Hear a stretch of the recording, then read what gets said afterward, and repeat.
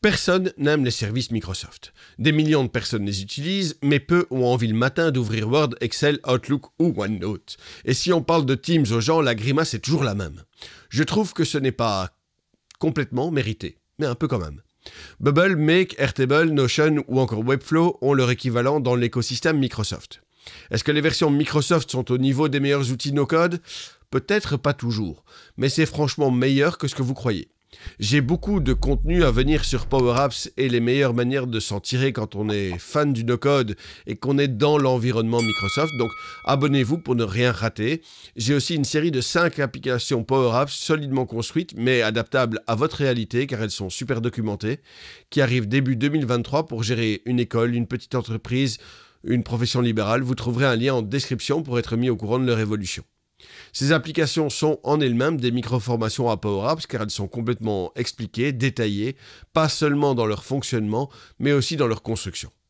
Bonjour, je m'appelle Vince et bienvenue sur Creacity.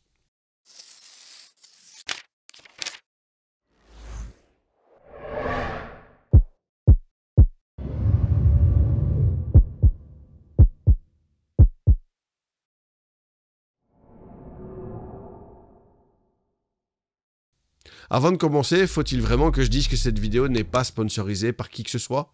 Que votre abonnement à cette chaîne, les petits pouces et les quelques commentaires sont la meilleure façon d'aider? Merci d'avance. Celles et ceux qui suivent cette chaîne depuis un moment savent que j'utilise quotidiennement des outils no-code comme Notion, Coda, Airtable, Make et bien d'autres encore. Pour autant, on ne peut pas nier l'importance que Microsoft a encore dans le monde de l'entreprise et dans les écoles. Et je veux montrer qu'il y a moyen, en restant dans l'écosystème Microsoft, de faire aussi du no-code, de développer ses propres systèmes, de créer sans trop de connaissances. Je pars du principe qu'être intelligent, c'est trouver des solutions. Je ne suis pas un idéaliste, je suis quelqu'un de pragmatique, je prends la réalité telle qu'elle est, pas seulement comme j'aimerais qu'elle soit. Je suis par contre déterminé à ne pas rester immobile, ancré, plombé. J'ai une certaine idée du progrès s'il est au service des gens et de leur environnement au sens large. Je pense que si vous êtes dans un environnement Microsoft, tout n'est pas perdu et je vais vous parler de 5 applications qui font partie de l'écosystème Microsoft et permettent de faire ce que 5 outils no-code bien connus permettent de faire à peu près. Mais avant ça, posons-nous la question. Pourquoi est-ce que les entreprises restent dans l'écosystème Microsoft ? Parce que les gens sont habitués à Word, Excel et que même si c'est pas le meilleur outil pour le travail à faire, quand on n'en connaît pas d'autres. Parce que Microsoft, c'est l'entreprise dans sa globalité, le respect du RGPD, tous les outils pour gérer les comptes des utilisateurs, les droits, les accès, les groupes, le stockage. Parce qu'il faut une certaine forme d'unité dans l'entreprise, certainement au niveau de la gestion des données, et que Microsoft fournit toutes les solutions pour centraliser cette gestion. Une autre question à se poser, c'est pourquoi est-ce que les gens n'aiment pas les produits Microsoft?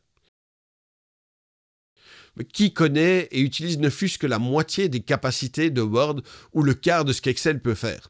Avec le temps et les ajouts de fonctionnalités sans jamais en supprimer pour ne pas perturber les habitudes, ces applications sont devenues énormes, denses, intimidantes. On ne peut pas vraiment dire que les outils Microsoft soient beaux, intuitifs ou agréables à utiliser. Cela dit, dans le monde du no-code, tout n'est pas toujours simple et intuitif. Il y a parfois de solides courbes d'apprentissage et certaines interfaces sont parfois au choix spartiates, laides ou bordéliques. La contrainte de devoir utiliser tel ou tel outil est aussi un frein dans l'esprit de certains. Qui connaît les outils no-code est frustré d'être limité par les outils imposés par la DSI. Si Notion était imposé dans une entreprise, il s'en trouverait toujours certains pour avoir envie d'utiliser Coda. Pourquoi on m'oblige à utiliser Zapier alors que Make est 1000 fois mieux? Enfin, voyez un peu le genre. On peut avoir 3 attitudes face à l'omniprésence de Microsoft et le choix qui nous est imposé de l'utiliser. On peut tenter une révolution, se plaindre, se fâcher, vociférer sur les réseaux et dire que franchement, c'est trop nul et que les DSI sont pas tournés vers le futur, à vouloir toujours et encore rester dans le giron Microsoft et du grand capital.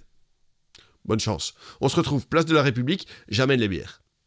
On peut aussi rendre les armes, rentrer dans le rang, s'attrister sur son sort, passer toute la journée à vomir son outil de travail et espérer mieux sans explorer les possibilités existantes.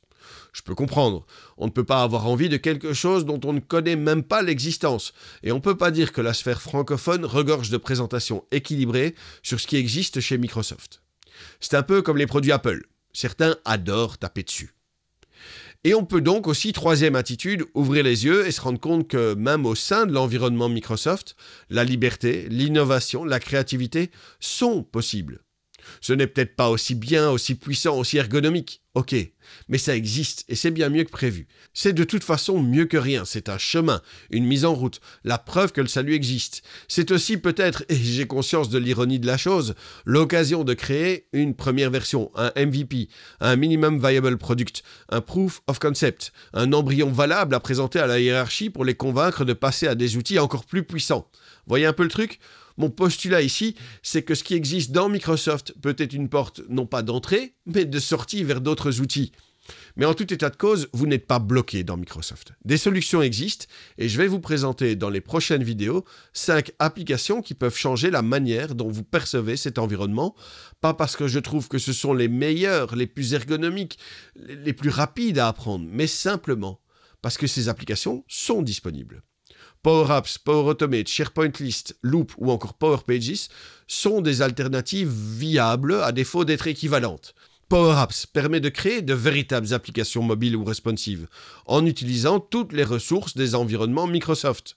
La seule limitation est que ces applications ne fonctionnent que dans l'environnement Microsoft. Mais encore une fois, c'est exactement ce que votre DSI veut, que vous restiez dans son périmètre de vigilance. N'empêche, ces applications permettent tout ce qu'une application est censée faire.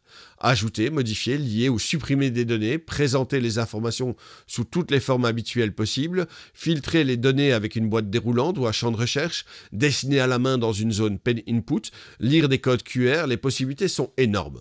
Et comme je l'ai déjà dit et comme je l'ai déjà montré sur Creacity, on peut créer une application Power Apps utile et fonctionnelle en moins de 15 minutes, sans la moindre ligne de code. Bubble est plus puissant, évidemment, mais j'ai dans mes cartons 5 applications indispensables pour une entreprise ou une école et une formation Power Apps complète. Et si ma parole a la moindre valeur à vos yeux, je vous engage à au moins jeter un œil, vous pourriez être sérieusement étonné. Power Automate permet, comme Make, de créer des automatisations, des moyens d'éviter certaines tâches répétitives à faible valeur ajoutée ou qui nécessiteraient une attention constante. Des scénarios se déclenchent en fonction d'événements précis ou d'un timing établi.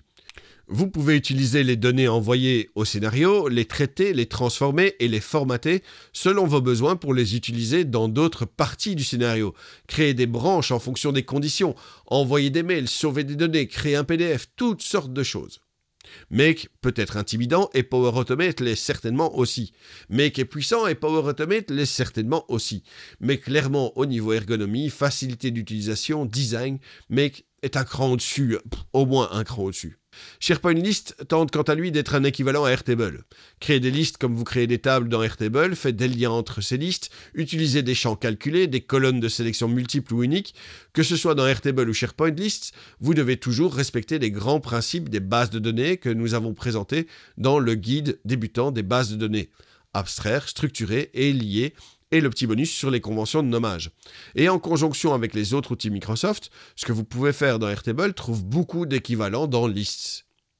Loop et Power Pages sont 2 outils qui sont encore en plein développement, mais qui montrent à quel point Microsoft a pris conscience de l'importance du développement du potentiel des outils no-code. Loop a pour ambition d'offrir un comportement équivalent à Notion, mais en l'intégrant dans tous les pans du système, que ce soit dans Teams ou dans Outlook. Les démos ont l'air intéressantes, mais c'est une des applications qui va tenter de détrôner Notion sans, de ce que je pressens, et en espérant me tromper, atteindre son niveau de flexibilité, de facilité, de prise en main, de polyvalence. Je me demande même si Loop ne sera pas plus proche de Coda que de Notion, mais l'avenir nous le dira. De toute façon, du moment que ça permet de se débarrasser de OneNote, ce sera toujours ça de prix.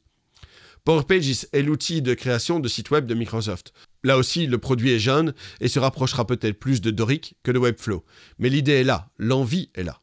Je vous proposerai bientôt une découverte de Power Pages et je pense que, comme pour les autres outils présentés aujourd'hui, vous trouverez au moins en partie votre bonheur dans ce que Microsoft propose, surtout si vous n'avez pas le choix. Vous trouverez sur la chaîne quelques vidéos sur Power Apps et sur SharePoint List, mais j'ai pas mal de nouveaux contenus à vous proposer dans les prochaines semaines pour vous présenter les nouveautés de ces outils, ce qu'ils permettent et comment vous pouvez vous consoler de ne pas avoir le droit d'utiliser les outils no-code leaders du marché sans trop souffrir dans la comparaison. Encore une fois, je m'appelle Vince et je vous remercie d'avoir regardé cette vidéo. N'oubliez pas d'aimer, de commenter, de partager, de vous abonner et de faire sonner la cloche. Soyez sympa dans les commentaires parce que les trolls c'est uniquement chouette quand ça danse, ça chante ou ça fait des câlins. Puissons-nous nous revoir bientôt. Merci et au revoir.